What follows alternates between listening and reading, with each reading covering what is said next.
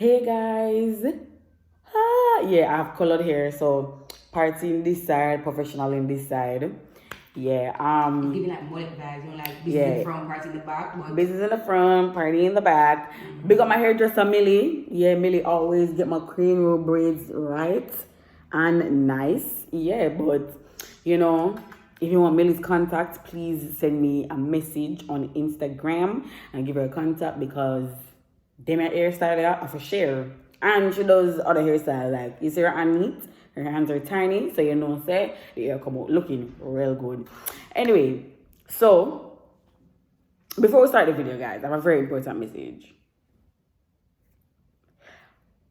43% of you guys are watching my videos, but you're not subscribing. And I wonder, I want my effort to in a life because all of my video them and now subscribe. It's like, I understand say you watch videos and sometimes I just come off for it, and make something there. And it's nice suggestions, but subscribe so you can get all of the goodness. And guys, remember to watch the ads because soon left my job. So bear coins after just roll in. Alright, cool. So let's get into this video.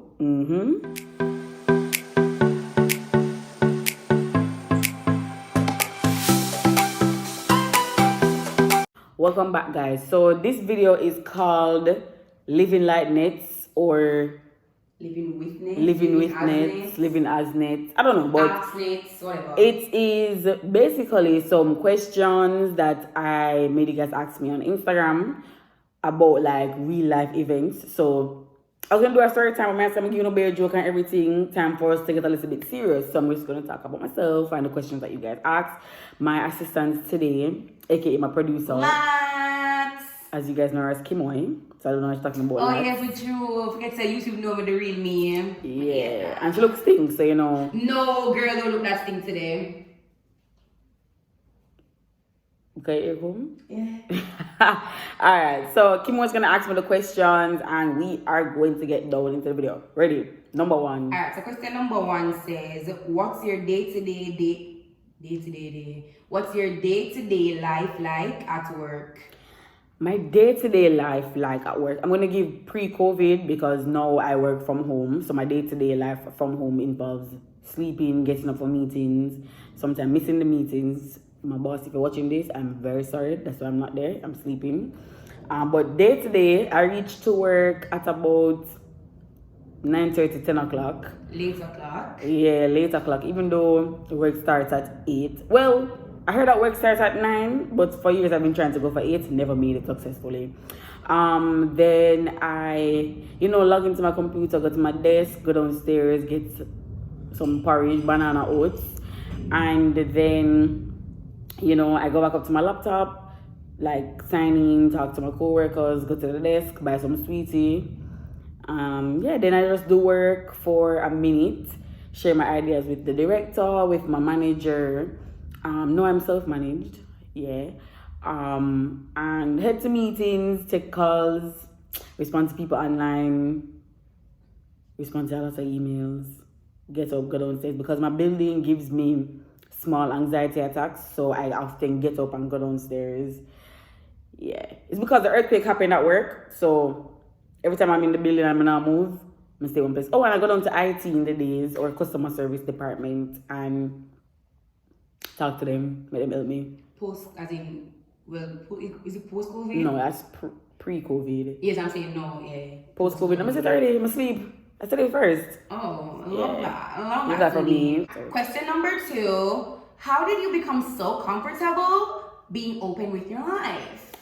I became comfortable being open with my life when I realized that people did like hear what I have to say, and a lot of times when I was going through certain things, what helped me is knowing I had a platform, which was Twitter at the time, to talk about me being unemployed. There was a journey that I had shared with people from it started right up until I get a job. So, I grew that level of comfort in knowing that, people, strangers on the internet cared for what I was going through and actually tried their best to help me with job interviews and stuff. So big up on yourself. And I feel like you wanting to be a content creator is like really, it's really impossible. Yes, I just say I'm cleaning. yeah, I'm clean. It's really impossible for you to be a content creator and want to shy away from the camera. So it's like you had to kind of give people as the inside of Nets and whatever because And who Nets is and you're creating everything. content. So yeah, cause how can you be your true self and create content if you're not sharing certain experiences with people? Because I think it's a part of the relatability process. If people feel like they can be able to relate to you, then they will be like, oh, my like that girl there. I'm not listening to what she have to say because me and I go through the same thing them. So anything will help she make and work for me. And it's the transparency too. So. The transparency is 100. Alright, so question number 3. What was your most life-changing moment? The moment you realized, yes, this is what needs to be done. My epiphanies come very often. Sometimes I just be laying down, but a life-changing moment was one day I was sitting down. This was very recent, and I was sitting down in a bus coming over to Portmore, and I was just like, Jano, because life-changing don't mean something have happened to me. May I say, yeah, this have happened. It just happens like in my mind, and I was like, I forgot to start take life serious because. Not because I'm getting older, but because I want something for myself that I have to step out of my comfort zone to do. And it's a big risk. And it's like, I'm not going to have the stability of having a job because the risk is, stepping away from my job. I'm not going to have the stability of a steady income and everything. I'm just basically having faith and just going to chuck off and say content, influencer, everything. So that was the life-changing moment. I was just looking out and it just hit me. Nothing big happened. It was just a epiphany. Alright, so how do you deal with your anxiety and has it ever affected your personal and professional life? Dealing with anxiety, a lot of times I have to calm down myself because most of the times I go through my attacks alone.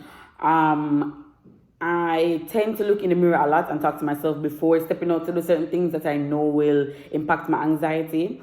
Yes, it has affected me in my professional life because I'd be like leading meetings and giving presentations and stuff, and I can't talk, right? And it's just like I've been invited on panels with like people who are like way more bigger in the industry than me, and then my voice cracks and it's not like I'm about to cry, but it's because I'm really anxious and it's like a different environment for me.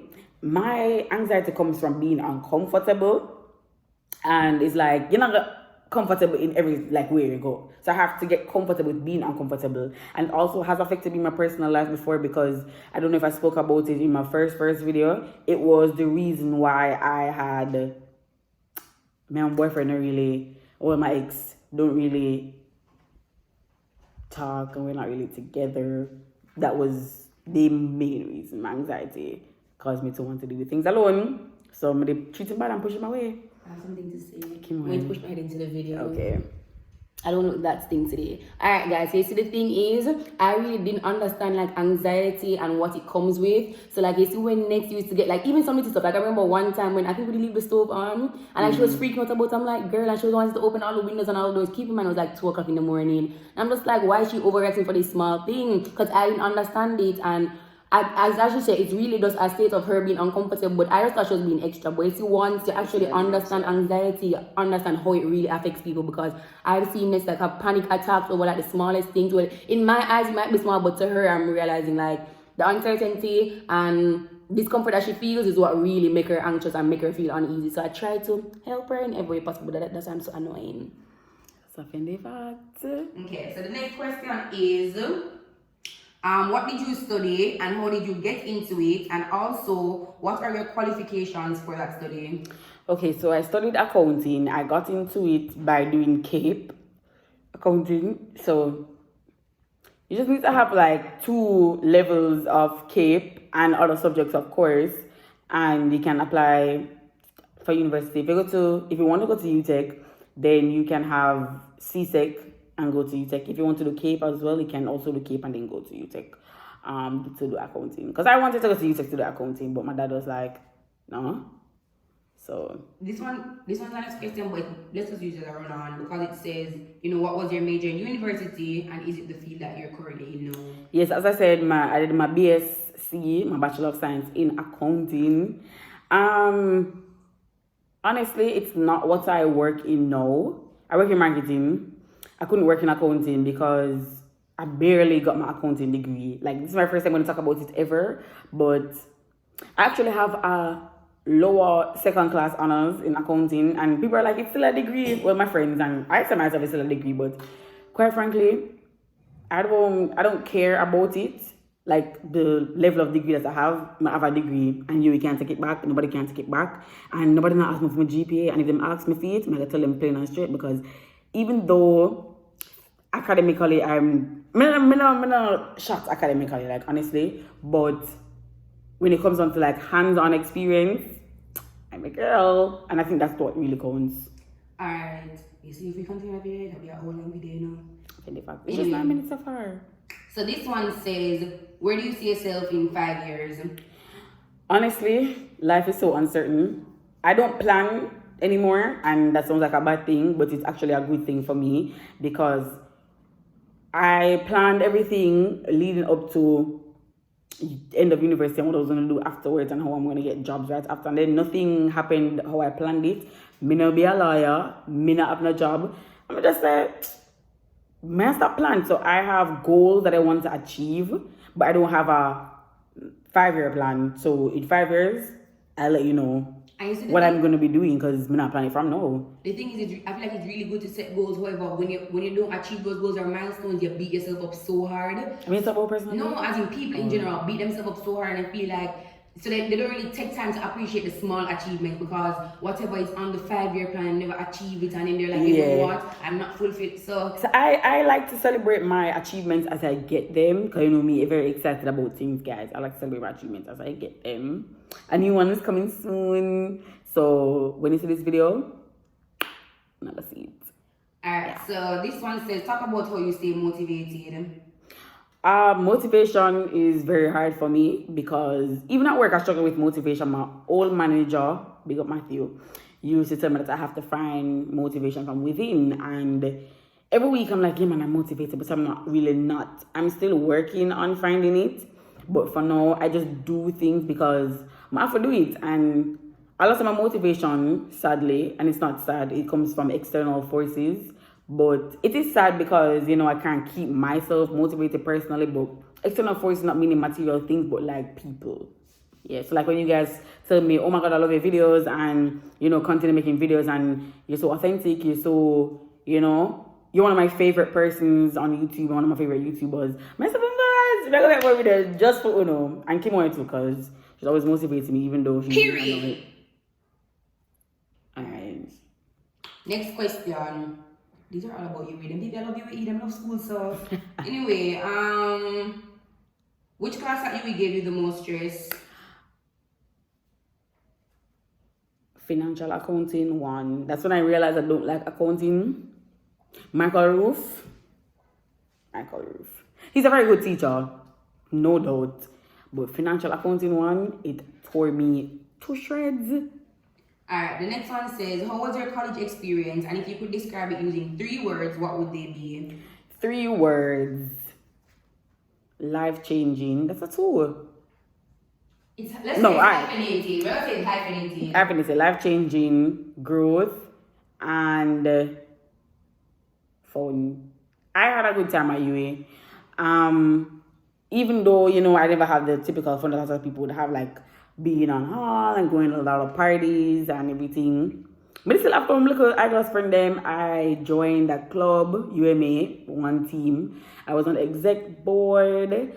And it has, UMA was like a job. Like, clubs in university are no jokes. They are actual jobs. And being responsible and, stepping out there out of my comfort zone and just linking with a bag of people. And it was what caused me to get my first real job.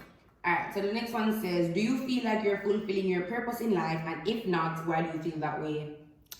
I'm fulfilling my purpose for now, right? My main the thing is, purpose is kind of tricky because I can think your purpose is one thing and you're working towards it, but then your purpose may be something completely different, and you're just like, yeah. I feel like purpose changes with you as you grow. Because at first, my purpose in life was to be Auditor General of Jamaica, and I was working towards that, and then something happened. Well, I think you think you have one purpose, but ultimately all the things that happen to you are leading to your actual purpose. Because I didn't know I was gonna be here right now, but all the events that has transpired within my life made me be this person on YouTube. Because guys, I was going to be that nerd who would only see when audit for government I go do me. But no, I'm on YouTube with colored hair. Alright. Expressing myself. What was high school like, and where were you mentally? Like in high school? High school was very fun, but it was also a very trying times and mentally. But it's not fun whenever I think about mental health in high school. Like high school, you know, some of them you think about. You think about where you eat for lunch. You can see a little eyeglass friend. You wake up every morning to see your eyeglass friend them. What is work? We didn't do homework in high school. You know it's true. I didn't do homework in high school. Like, unless it was graded, I did not do homework. Alright, so the next one. Also, how do you manage your social life and school? P.S. Love the channel, girl. And school? And the school. So I'm guessing like when you were going to UA, but you weren't really next, you know, when you were going to UA, were you? I was life of Nets when I was at UA. I was life of Nets, and life of Nets was a very fun time. Them time I have almost 10k followers on Twitter. And that was before people dip on Twitter. Now I have 10k followers. Like I was did bring it in. Like people never know so much people follow could have dip on Twitter. And it was like I never do really much schoolwork because I was focused on my social life. Like guys, when I hear me get a lower second class degree, and that was for other mental reasons as well. But I was mainly focused on my social life and not school. So how did that go? Oh, there was no balance? No, there was no balance. Don't I say there was no balance. A social life, school. Okay. Period. Alright. So bad though. Bad. Anyway, was there ever a point in time you felt too depressed to continue, and what did you do about it? Yes. I don't like to use the word depressed because I've never been diagnosed as depressed, but too sad. I'm gonna be too sad to continue. Yeah, I laid down. That's what I did. I laid down, and every day my father would have called me. Kima would have like peeping her head in the room because they thought I was gonna do that. No, but I never thought that. But we no, that did. Oh, we used to just like leave you cute videos when we go to school, or like you know, come from school and say, alright, I'm back here look for something, you know, buy me some. Like I'd wake up in the mornings and go in my phone, and then it opens, and it's a video of Kim going, I love you. Yeah! Guys, the videos are like 1 hour and 40 minutes, 2 minutes long. I love you. You're the best. You're gonna come out of this road. You're gonna find that job. You're gonna be so amazing. I believe in you, girl. Guys, this girl has been motivating me from time. Period. So what really helped me is like Martin. I have to give a huge shout out to Martin all the time because internet come up at the podcast today, and the podcast was really what made me started being more active and coming out of life, you know, coming out of my funk. This has to be a part on part too. Like honestly, Kia, you would not even reach this third page yet. So the next one says, how do you know when to end a friendship? The negative signs that may come up leading to you wanting to end the friendship. I know when to end a friendship when I feel like it's not hurt me. I'm thinking about the person. I feel like there are more negatives associated with the good, and it just feels very overwhelming. And a lot of my friendships and relationships are very peaceful. And it feels like no matter what I do, I'm always walking on eggshells around this person. And I'm just going to be like, either just stop talk, plain and straight. But I haven't ended a friendship in a really long time. But most of my friendships have ended from us just like not talking. But just stop respond. And when me stop respond, say, that's really it. The negatives that come up with it, you just ignore the noise. Like I'm very good at ignoring noise. Sometimes me answer and my brother and them something there, but a lot of times I'm very good at ignoring the noise because at the end of the day, it's just clutter. It really is. Like, so are there any signs that you would tell people to look out for? Like, I wouldn't say a bad friend, but a friendship that needs to die. Like, you just need to end. as I said, when it starts to hurt you, you feel like it's doing more harm to you than good because you have to overextend yourself to this friend just to make this person feel comfortable. You're changing a lot of things of how you are and what you do and what you would say just to make this person feel comfortable. And it's like this person meeting you halfway. And when you do things or say things, this person is always complaining about what you do. And this person they're just genuinely a bad cloud. They are rock. And I believe that people are rocks, have rocks in their life, and it just make you feel heavy, like they're holding you down. And when you do stop talking to this person, you start floating, you feel really free and light. You need to have friends with your wings. And you need to have friends who give you wings. And if them can't give you wings, them will all up your wing. And you know what I think is a big sign as well? Friends who always say, like, suppose you do something that I don't like and I bring it up to you because you're my friend and we should be able to talk about and it. get defensive. You see it as an argument. Not everything needs to be an argument. We cannot have a discussion about.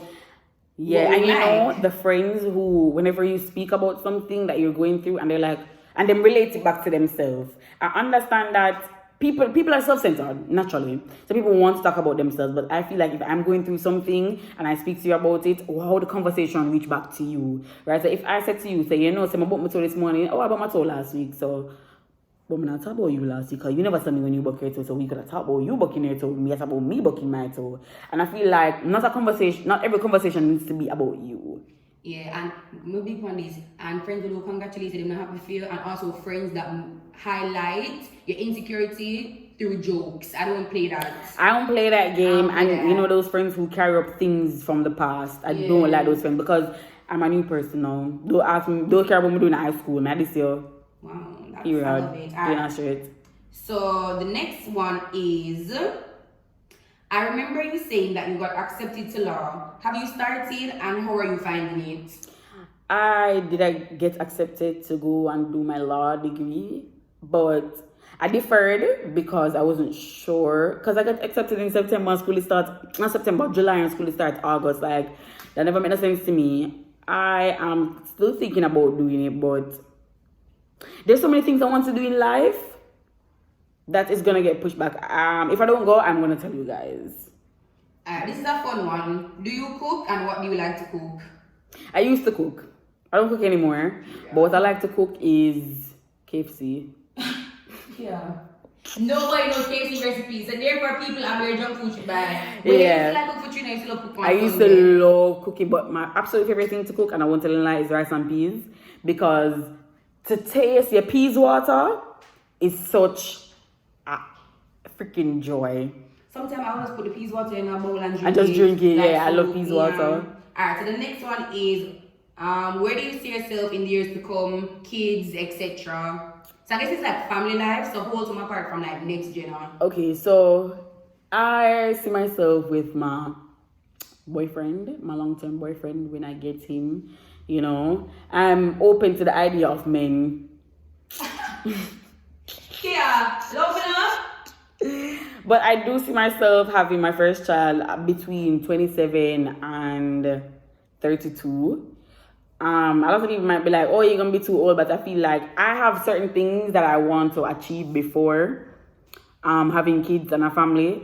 I want to be emotionally available to my family. Yes. I want to be emotionally available to my family, and emotionally available to myself as well, because I feel like if I can't give my kids me emotionally, I can't give them anything. So we can give them money and everything and them someday, but it's not going to be enough, because being a provider doesn't mean you're a good parent, and I want to be a great parent. Girl, nobody could have nothing to say. All if they say they don't have an opinion, and that's for them problem. No, I'm not that girl, but I'm saying that's my goal. If I achieve that alone, I'm gonna have money, but if I have achieved that alone and I don't get like certain responsibilities that I would like to be before, I would have kids, because I feel like that's the height of where I have to be to have kids. And of course, I want to be a manager before I have kids, and then people tell me it's unrealistic, because if I keep putting these titles before having kids, you're never gonna have any. Look at XYZ people. That's okay.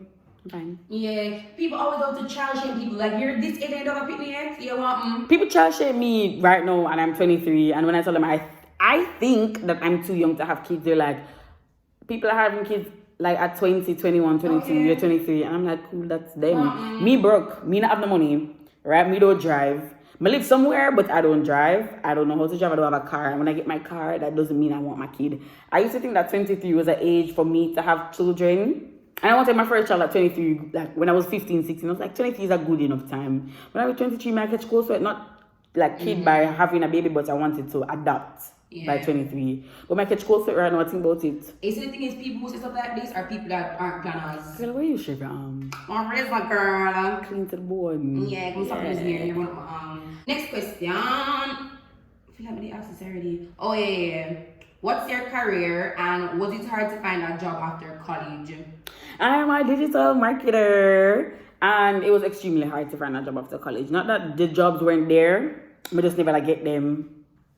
Jamaica job market is a job party shop, and that's all. Period. Alright, what was your transition from high school to university like, and then from university to working life? So the transition. Okay, so from high school to university, it's like being spoon-fed to nobody not caring about you at all. Period. Because teacher used to run it up for your homework. No, if you don't do it, straight zero. But moving from university to work, it's kind of like university.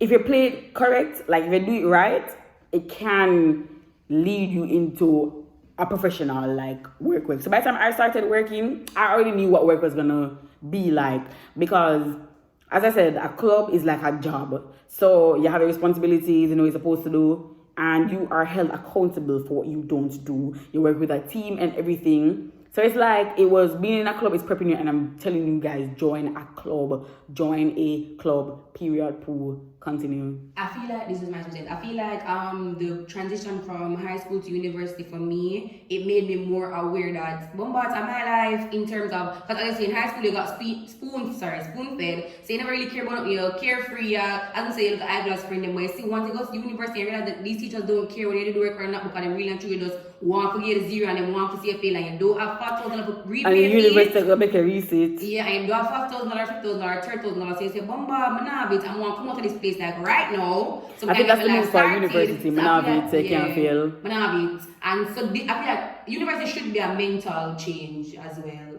And if you haven't, I don't know what to say to you. Period. Okay.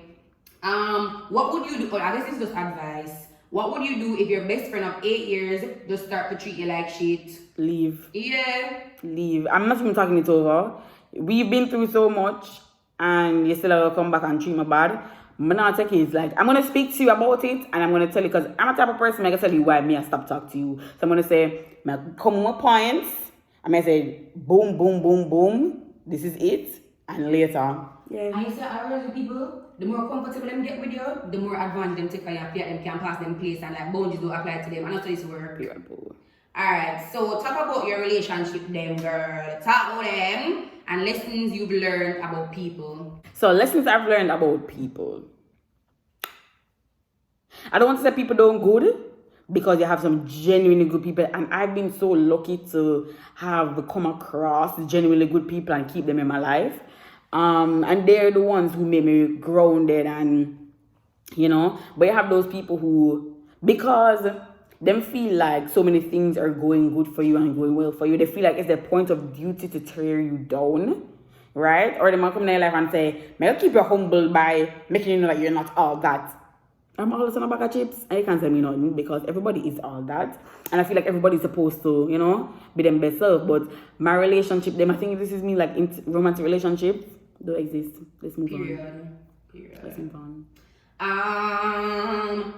What was the hardest thing you've had to overcome, and how has it shaped you to who you are now? The hardest thing I've ever had to overcome, honestly, was my parental issues.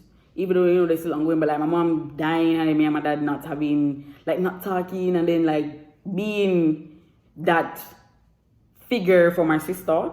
So it's like a lot of people would be like, oh, you joke a lot, but it's like a lot of my jokes are traumatic jokes. Facts. We just laugh through the trauma. We just laugh through the trauma. Like, and, yeah, I laugh through the trauma, and it's kind of like,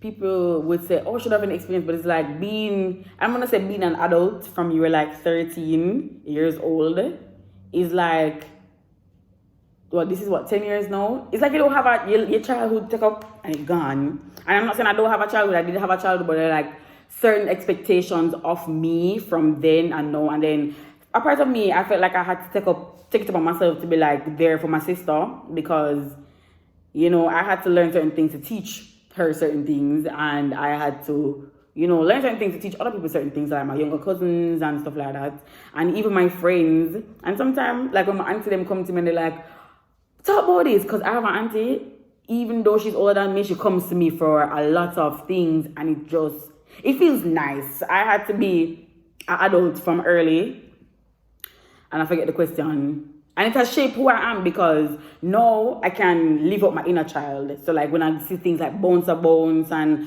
having my hair color and then doing beads, it's like I've been adulting for a period of my life that I feel like no, I can express myself, and I've grown into a very comfortable adult, leading into more responsibilities, but I know how to better manage them, because it's not like it was sprung onto me. You know, like my father and sister Margaret leaving me by myself, and you know, I've just been through it. So like when people call me, oh, you're ignorant and you're dark, because I'm like, yo, I never get to do this when I was younger, so I don't know, even though I'm still young. You get me? Yeah. I feel like one of what I've noticed, something that shaped you is teaching daddy how to parent you. Like, I have to parent my parents. That is a good parent, but he doesn't understand like the new generation and everything. So like the emotional aspects and the mental aspects. So you actually teach him, and like teaching him about your anxiety, teaching him about like you can't say certain stuff to me, and like setting certain boundaries. I feel like that. And you not talking to him for 2 months, not taking no money from him, all that. I feel like that has no not taking any money from him for 2 years. Yeah, that has no shaped you guys and your relationship, because you guys are stronger. But you had to do all that and overcome all that and teach him all that for you guys to be where you are now. Yeah, because sometimes like when I talk to I talk to my dad, it's kind of like, who is this person? Yeah, it's not the person. It's like, and he understands. So like my dad will be like, okay, I understand. Like when I tell my dad about my job and my mental health, he'll be like, okay, I don't necessarily understand, but let's dissect so I can understand, because he's like, if my job hurt my head, me not get up on it because I need the money, but he's like, okay, me I gotta try to understand it from your perspective. And he did understand enough, and then at the end of it, he was like, yeah, live. And usually he had a mentality of no man stay because of the so it go, and it's everybody have experience. Yeah, everybody have to get the experience. You have to get money, and he's not a very understanding person. I hope that he can take it a step further. I'm sending him to a therapist. I feel like he need it. Alright, so I'm guessing this one is, when did you know that you wanted to start a YouTube? When did I know? Honestly, I didn't know I wanted to start a YouTube. And I feel like me, my friends, and my family will have so much fun that I wanted to share it with the world. So like, I want to share experiences, because I feel like experiences makes up who I am. And I feel like if people have that insight into my life, then they'll understand me more. I love, because I know how YouTube videos make me feel like when you're sad and you just get a good laugh. So if we can laugh for somebody else, that's really true. If I can cheer up people with my videos and what me and my friends do, and it's really sad that COVID is here and I can't go outside, but you know, I've tried to find innovative ways inside for you guys to still feel that vibe, that fun vibe. Yeah, this is the last one. It was actually this question, whatever. Anyway, when did you know that you wanted to start a podcast? Okay, I started the podcast because my friend told me that she think my voice would be so nice on a podcast. And I was like, all right, cool. And that was really it. That was it. Like, you know, really said nothing for me starting off things, guys. Like, you ever tell me, say, start shoot some people? And that would be just say, with a gun? Yeah, with a gun, man. I say, you know, so I can't do that. But honestly, somebody say, I feel like you should do this. I'm going to think about it. I'm going to say, all right, cool. If once it's safe and, you know, but stepping out of my comfort zone. I mean, I was already tweeting other things on Twitter. What point is I'm going to come talk it now, right? So it's like taking, so what I said when I was having the podcast is like putting a voice behind my tweets. And that's it. Anyway, guys, this video is really, really long. So we're going to do a part 2. I'm going to put out the part 2 next week. So part 1 is coming out this week. I'm going to put out the part 2 next week. Another surprise video is coming because, as I said, I have a partnership. And to those 43% of people who are watching and don't subscribe, please remember to subscribe right now, guys, because we're on our way to 4,000 subscribers. By the time I watch this, I'm probably at 3.5. But, you know, send it to your friends. And we could just go on, have a really, really good time. And let's just go. Bye, guys. Bye, guys.